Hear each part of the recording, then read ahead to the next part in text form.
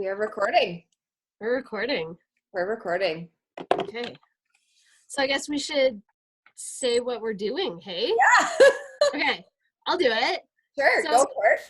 Jody and I wanted to do some kind of like Zoom calls, sort of like a video podcast per se to each other for about, I don't know, what we said, like 15, 20 minutes. And we want to just start doing this to create some conversation that hopefully will, and create some content that hopefully will be helpful to people as we're all sort of going through this journey of being at our houses all the time. And create some connection and some unity in between, like between each other and then us as women, as a community, as a global female community, and not exclusive to women. That being said, we typically attract women, so so we're just kind of testing this out and seeing if it's something that people are going to be interested in, and if it is, then we'll just keep creating these little videos like this where we kind of just talk to each other. And the idea is hopefully that maybe other people can join in and we can start to create bigger conversations and have maybe live Zoom calls where we can have a group of people chatting together, and we'll kind of lead the conversation, or we'll just see where it goes. So yeah, super excited. So today we figured, why not kick off our very first one talking about the hot topic, COVID-19. Dun, dun, dun. In our house, we're not allowed to say coronavirus because it freaks Ella out. We have to say COVID-19. Oh, really? Yeah. She's like, I won't call it the other name. The other name, the forbidden name. Yeah. So let's dive into that. Yeah, I guess so. COVID-19. Do we want to start with maybe how it's impacted us, or what we see, how it's impacting? Yeah, I think that's cool. Like, what has the experience been like for you? Yeah, the experience for us, because we're teachers, has been a bit of a whirlwind. Trying to figure out how to still connect with our high school students and teach them, as that's kind of rolling out on Monday, where we'll have to be teaching them daily from home. Mm-hmm. And then also having our kids at home with us all the time, working from home. Super grateful. Just want to put this out there to Livingston Range School Division. Not all school divisions have been supportive of teachers working from home. But our school division has been, and our school board is completely 100% on board with us being at home, which is fantastic, especially for those of us have little ones at home too. So yeah, it's been kind of just hunkering down at home and hammering through marking and creating videos, and then keeping our children in somewhat of a routine. That's been super important. My kids need to be like on a 30-minute rotating, revolving routine. Because you know what? It's fighting all the time.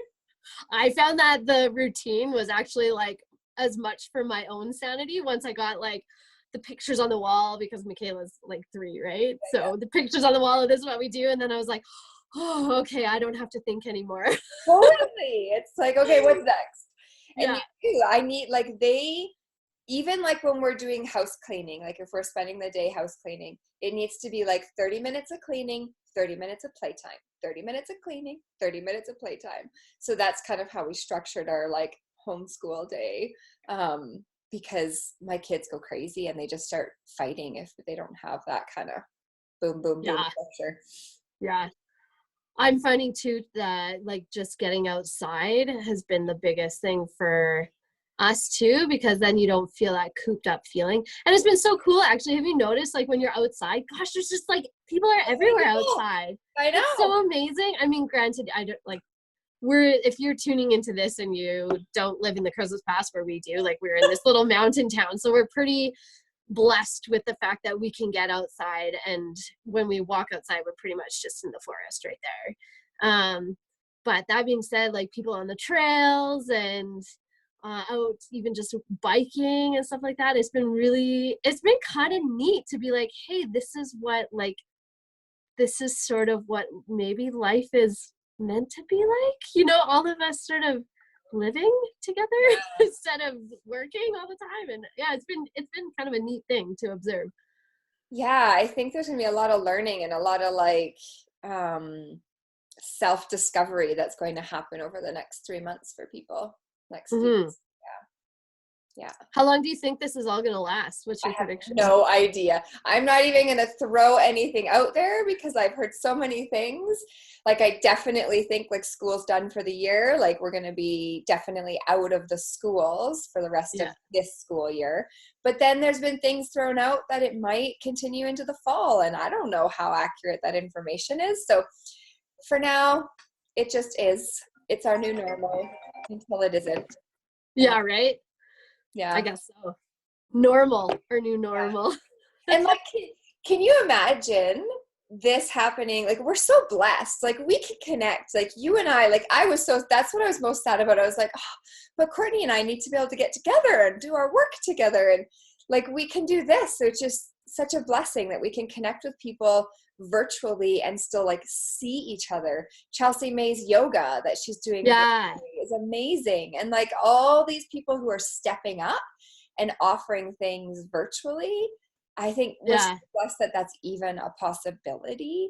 I can't imagine not being able to connect with people this way and just being in my house all the time and Yeah. not seeing It's somebody actually else. interesting that you say that. And just as a side note, let's make sure to link up Yeah, Chelsea's stuff definitely. I'll make in comments and stuff below this when we I'll post definitely it. make notes.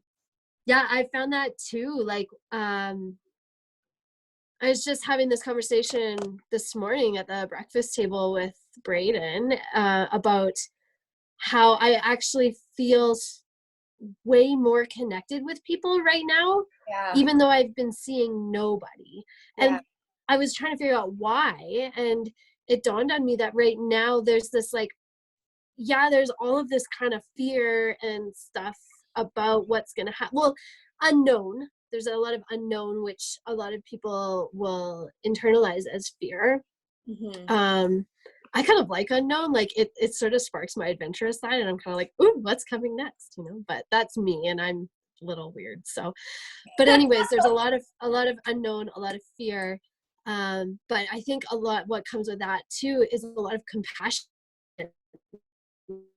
Like, we're really worried about each other, and I think that the worry is actually sort of like for most people probably going in the positive direction where it's a I want yeah, to look out for you type of thing. And we can see that because people are really starting to take this like self-isolation thing really seriously, and they're not I don't believe that. I mean, if you're in our generation or younger, it's not because we're trying to protect ourselves really. Like we're not really the target of this virus as much, right? And so that means in my mind that we're really looking out for each other. And all of a sudden, this like world is becoming this teeny tiny place where Italy feels like my neighbor. And I really care about those people who I don't know them. I don't know any of their names, but I know what's going on and I really care about them. And I know that I can play my part by kind of staying socially isolated to try to help somebody who maybe I don't even know from catching a virus to yeah, make sure that, like by staying away. And so there's been this really interesting like feeling of connection and oneness with the world that I've been experiencing. And also just connecting intentionally on social media and via like over the phone or video calls and FaceTime. I've before I don't know, sometimes like it wasn't so intentional before, but now when I'm making these intentional phone calls to my grandparents and these intentional phone calls to you and to other people and more phone calls, or like this like an intentional message to a friend overseas checking like, hey, how's it going, when I probably wouldn't have thought to message. hmm, And so it's kind of neat how this really big scary thing is sort of actually kind of like bringing us together and like creating this unity and this sort of flow. I've been finding it really fascinating. yeah. I'm really, really curious to see what we do different post COVID-19. Like, Yeah. how things will this kind of unity carry on, and how can Mm, we intentionally make choices and put things in place to keep whatever we build during this time of self isolation? How can we keep that going once we are no longer needing to be self isolated? Um, and yeah, like the idea of compassion, and that we're actually making choices. This was a big conversation in our house with our kids, because it's hard for them to not see their friends, and it's hard for them to not be at school and to really understand why. And so we asked them to just think about every time they have that like frustration or anger where they like wish they could see their friends, or sadness, to just remind themselves that the reason that they're doing this and the reason that they're sacrificing that time with their friends and their teachers, etc., is to protect their grandparents. And that makes sense to them, because they have a grandma who has a compromised immunity. So it's really important for her to be safe, and for everybody in her community to make the right choices so she can be safe. And we made the hard decision, my poor parents. They wanted us to come over tonight for supper. And Ryan and I were like, oh man, that makes us nervous, because my parents are in that, at-risk age range, and they're super healthy people. But that doesn't mean they're immune to, being negatively impacted by COVID-19. And since we worked in the school system and our kids were students in the school system, if anybody's been exposed to it, and we just don't know in the crow's past yet, right? There's no like firm, cases or any information about that we made that hard decision and told my parents that, we're going to kind of quarantine ourselves from you for 2 weeks until we know what the situation is in our little town. And then once we know that, we're not carrying it, that maybe there aren't any cases, then maybe we can do family dinners and things like that. We'll still go for walks with them and cross-country skiing, and like it's easier. But being cooped up inside, making food together, eating food together probably isn't the right decision right now. But that was hard. And I was terrified to tell my mom. I was like, oh gosh, I don't want to make her mad. She's going to be mad. But it's just to protect them. Yeah. And I mean, when you think of it in the grand scheme of a lifetime, even say this is 6 months of our lives, it's like a teeny little bloop. Right. And it's kind of neat. Like it just is causing Braden, I gotta tell you, so Braden is my husband, if you don't know us and you're watching this video. He's like a sportsman in terms of like the lack of sports has been probably the biggest hit on his life right now. My but dad he was saying this morning too. He's like, yeah, like there's no sports or anything on to be a distraction. So he's all like his mind, the creative ideas that are just like coming out of his mind right now, because he doesn't have someone feeding him with things to think about. It's crazy. And he's like, I invented this like new way of like a new drafting game that I'm gonna like do with a couple of his buddies, kind of thing. And I was like, oh, that's so cool. Like it is kind of neat how we start to like dive into our own creativity again when we don't have someone telling us what we need to be thinking about anymore. And actually I wrote this down when you were talking. You said like that self-isolation, and what popped into my mind was how this is also a time of self-exploration. So like as we isolate, I feel like we're all going through this like self-exploration at the same time. And it's probably like, I don't know about you, but in our house, it's been great, but really hard at the same time. Like it's hard to all of a sudden like stop everything that was the normal and then like create a new normal. And like we're like a week in since it's been like a really hard change from the schools closing, right? Like the like a full stop change kind of thing. And it's really challenging, but at the same time, I feel like the challenge is really kind of exciting and fun. Like it's causing a lot of creativity, thinking, and like trying, and it's kind of neat. Yeah. I'm excited because we kind of tried this on already over the summer. Like we took off for 40 days and just camped summer for and it was just the 4 of us and our dog, and we didn't really stop to visit very many people along the way, and we just took 40 days to just be a family together, exploring nature and living out of our trailer, and it was amazing. And so Ryan Ryan's my husband. I've mentioned his name a couple times for those of you who don't know us. But we are kind of taking this on like that. It's like we've said to the girls, it's just like when we were on Vancouver Island for all those days. Yeah, where that's so cool. it's gonna be us and family adventures and board games and, just exploring and making art together and just family time, like some solid, awesome family time. And we are so grateful that we live where we live. Like, yeah, I can't imagine how much harder it is in the city. We live in this like beautiful, quaint little town where we have so much access to nature. It's just there and available. And the weather's been amazing. Like, thank goodness.